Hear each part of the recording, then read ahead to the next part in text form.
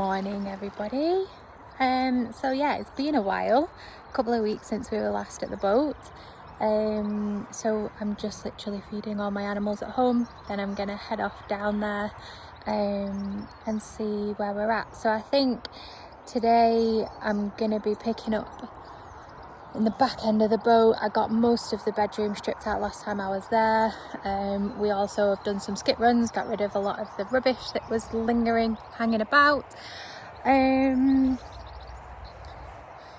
So plan of action for today is, first things first, I'm going to grab a couple of respirator masks and some goggles, because I don't fancy getting poorly again. It seemed like a real pattern that every day I'd gone to the boat and then came back the next day I was really sick, and that happened like maybe 4 or 5 times, so I don't want that to keep happening. So yes, masks it is, until I can make sure that we've got rid of all of the mould, all of the mankiness where we've exposed that waste tank. And the plan is just to crack on. I want to try and get that entire back end stripped out. The bulkhead I think is going to have to come out as well, so we'll try and get that out today and see where we're left with. Hopefully we should have all the floor exposed and we should be in a good position then to start in the front half of the boat. So watch this space, let's see where we get up to. So she's moved. So she was in that space over there. She's now there and also not on stands anymore. Quick hello to the swans. Have a look under his feathers at the back. You might just see. Oh, there he is. Oh, there's 3. One was under the water. Aren't they lovely? One mask. That'll do. And now into the dismantling of the calorifier. Now we actually don't know whether this works or not. It didn't work in terms of producing hot water, but we don't know if that's because of the engine or because of this itself. So we want to be careful taking it out rather than just bashing the whole thing out, because we do kind of want to save it and see if there's any way that we can test it and its components to see if we will put it back into the boat when we rebuild it. Now for me, we know that we just want to fit a LPG water heater, which is fine, but I think as a backup to that, say if the gas ran out, or I don't know, for future selling purposes, I know that it is desirable to have a calorifier on board. So it's cheap, obviously it runs from the engine. Running the engine is going to use a lot less diesel for a couple of hours than it would to have gas heating from an LPG water heater.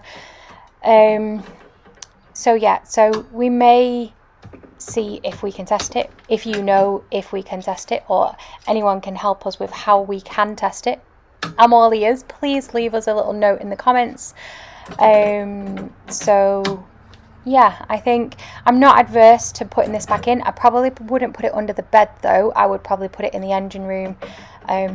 Again, if anybody knows if these can go vertical and not horizontal, let me know, because we know nothing about this kind of a setup.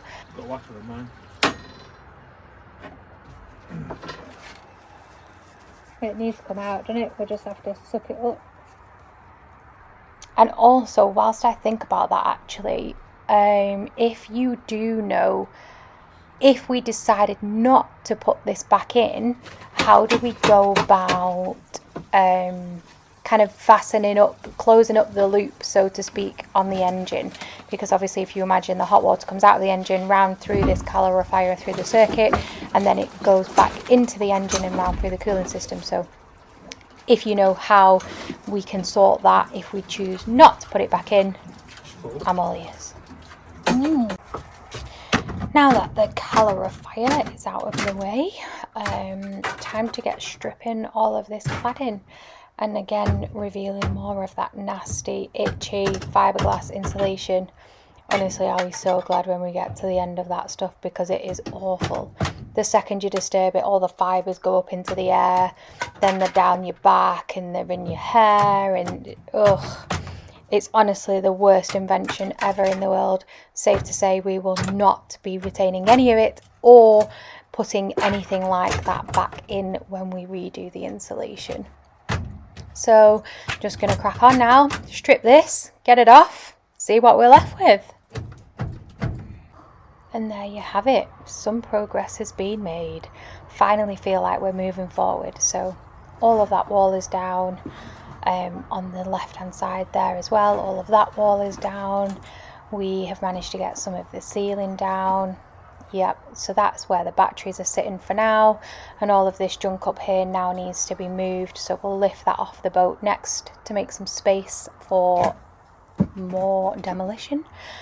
Get rid of all this junk out of here. It's just bits and pieces that we've needed for moving, etc., tools and whatnot. But there you go, space, finally. Right then, next job. Get rid of this. So I've cut out the top.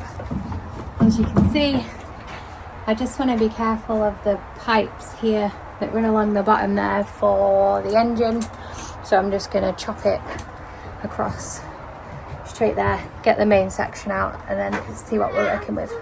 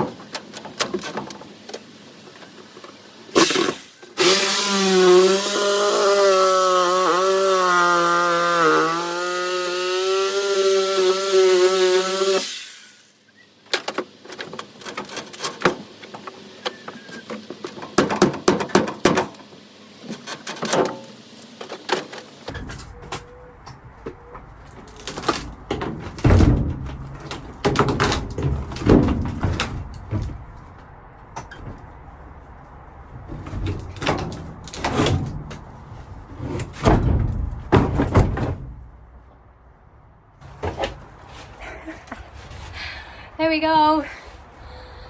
Yeah. Right then. So this was where the end of the bed used to be here. That was all cupboard there, steps in the middle. So we're getting there. We are getting there. Let's get this side out now, get it all cleared. Joshua wanted a job. Joshua gets a job.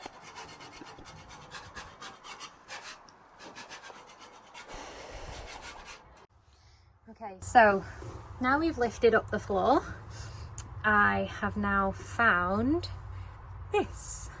So basically this is the cabling that goes from the engine over there, all the way under the floor, all the way up to the control panels up there. And it's just been sat under the floor, rubbing against this edge with the vibration of the boat, and has actually now worn through to the core of the cable.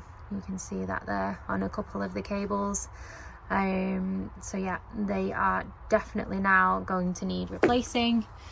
And then I've also found exactly the same thing has happened here. So this is either the selector cable, so the gear selector, or the speed selector cable, that is also rubbed through. There's another little section there. So yes, another little job to add to the list. But yeah, we need to obviously rethink now how we run these cables across, because under the floor where there's damp and moisture, obviously vibrating on the edge of the ballast is not the best idea. And he's still going. Oh, there goes the little toe tap. Well, I'm going to leave it there for now. Catch you all later.